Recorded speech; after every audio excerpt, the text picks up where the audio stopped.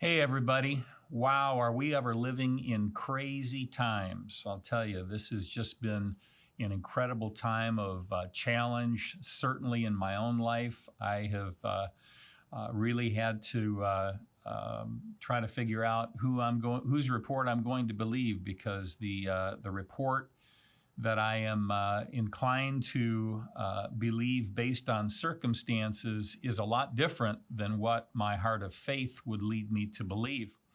I have just, even with the markets and the things that are happening economically with this coronavirus situation, it has just been such a roller coaster.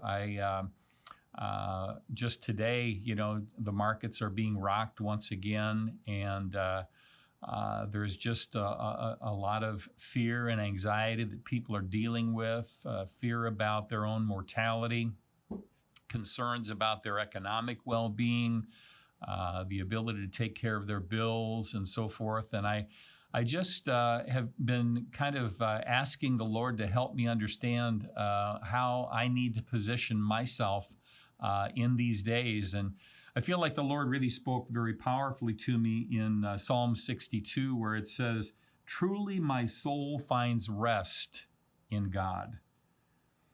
My salvation comes from Him." So my deliverance is really from the Lord. And in verse 2, it says, "Truly He is my rock, and He is my salvation. He is my fortress. I will never be shaken." I was honestly, I've been invested in the stock market and have some positions there that have really, really been hit extraordinarily hard. And the day before they got hit the hardest, I was spending time with the Lord, because the Lord had previously shown me a couple weeks before. He had said to me, he said, "You're going to be okay." Well, that wasn't a great vote of confidence, but I felt like it was a true word. And a day before my positions sank the most severely, I heard the Lord say, "No matter what happens in the markets on Monday," this was actually Monday a week ago, He said, "My promises are still true." And I just believe that that's really what the Lord is speaking, is that He has given us promises. He's given us hope for things that He has for our lives. And these things that we're going through right now is not going to be the end of that. I'm reminded of, when the disciples got in the boat with Jesus, and they said, Jesus said, "Let's go over to the other side of the lake." And what ended up happening was there was a great storm that came up. And in that storm that came up, what ended up happening was Jesus fell asleep. So this storm, and it says suddenly a furious storm. So it was a furious storm that came up. And what was Jesus doing? He was sleeping. And so the disciples, decided they had to go and talk to him. And so they went and talked to him and said, "Lord, save us. We're going to drown." And what was Jesus' response? He said, "You have little faith." And he stepped forward and he calmed the storm.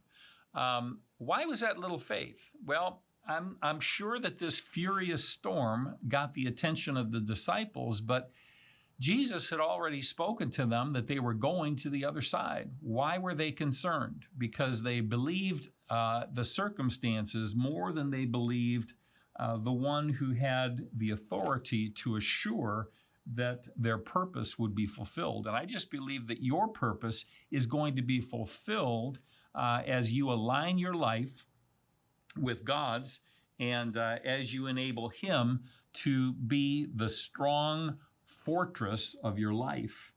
And so I'm also reminded that there was an occasion when Jesus and the disciples had gotten into a boat. This was actually in Matthew 14, and Jesus got into the boat with the disciples, and or no, he made the disciples get into the boat, and then later on he came walking on the water, and the disciples saw him, and they said, "Is that you?" And Peter says, "If that's you, bid me or tell me to come out on the water." And so Peter began to actually walk on the water, and he came towards Jesus. But when he saw the wind, it says, he was afraid and began sinking and cried out, "Lord, save me." And Jesus' response was, again, "You of little faith, why did you doubt?" And I just feel like the Lord really is challenging us to recognize that we don't need to doubt based on the circumstances that we're in. God's purposes are going to be fulfilled in our lives, and we don't need to be concerned that they're not.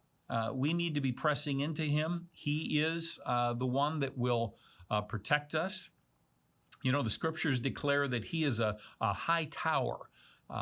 As a high tower, you know, what's the benefit of a high tower in times of conflict? Well, you can go up into that high tower and you can see a perspective of what is happening on the ground, and you can see the movement of the enemy in what he is doing. And so I just believe that we're called to a high tower. We're called to find our place in Jesus, and that is the protection that we have. And the things that God has spoken to us, these circumstances do not negate His plans for us. He has plans for us to prosper us, and His purposes are true.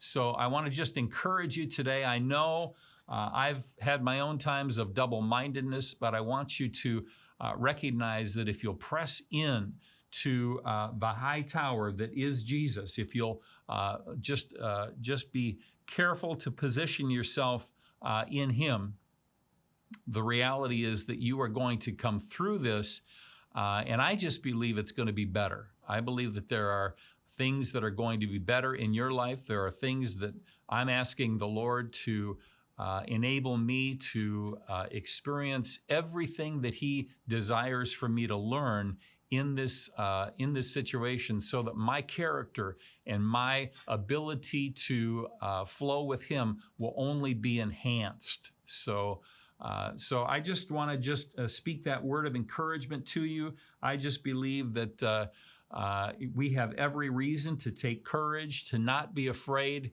and to just recognize that the Lord has been calling us forth in faith to be courageous in this time. I just believe it's going to be less injurious than what we've thought. But irrespective, God knows what is taking place. This has not caught Him off guard. And I just want to encourage you to stay in the shelter of the Almighty, under the shadow of His hand, and recognize that you are blessed. So God bless you. We'll be talking again real soon. Bye-bye.